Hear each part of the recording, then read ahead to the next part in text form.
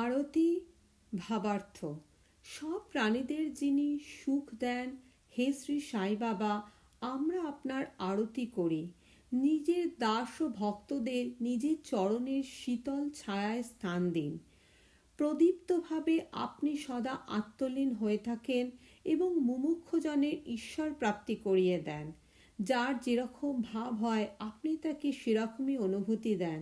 হে দয়ালু, আপনার এমনই বৈশিষ্ট্য। আপনার শ্রীচরণের শুধুমাত্র ধ্যান করেই ভক্তরা এই সংসারের ভয় থেকে মুক্ত হয়ে যায়। আপনি সর্বদা দীন ও অনাথদের রক্ষা করেন।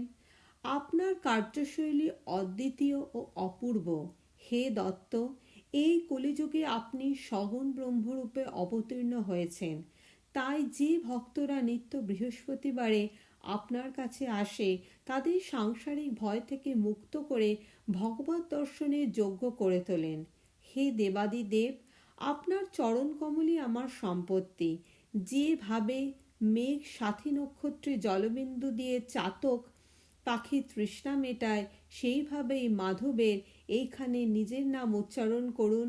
তৃষ্ণা মিটিয়ে নিজের প্রতিজ্ঞা পালন করুন। ওম শ্রী সাই কায় শিরডি বাসিনে নমঃ। ওম শান্তি শান্তি শান্তি। মানুষ ভজরে গুরুচরণাম, দুস্তর ভয় সাগর তরণাম। গুরু মহারাজ জয় জয়, শ্রী সাই মহারাজ জয় জয়। শ্রী সাই বাবার 11টি প্রতিশ্রুতি।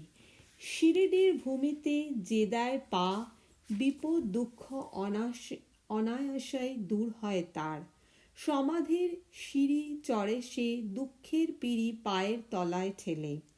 দেহত্যাগ করে চলে গেলেও আসবো ছুটে ভক্তের ডাক শুনে। মনে ধারণা করো এই দৃঢ় বিশ্বাস, সমাধি পূরণ করে সব অভিলাষ। সর্বদা আমারই জীবিত যেন, অনুভব করো সত্যকে চেনো। আমার স্মরণে এসে খালি হাতে ফিরে গেছে এমন যদি কেউ থাকে জানাও আমাকে। যেমন ভাব হয় যেজনের, তেমনই রূপ হয় আমার মনের। ভার তোমার দিয়ে দাও আমার উপর, মিথ্যা হবে না কখনো বচন মোর। এসে সাহায্য নাও ভরপুর, ইচ্ছা পূরণ হয় বেশি দূর। কায় মনোবাক্যে যে শুধু আমার, হয়ে থাকে আমি চিরঋণী তার।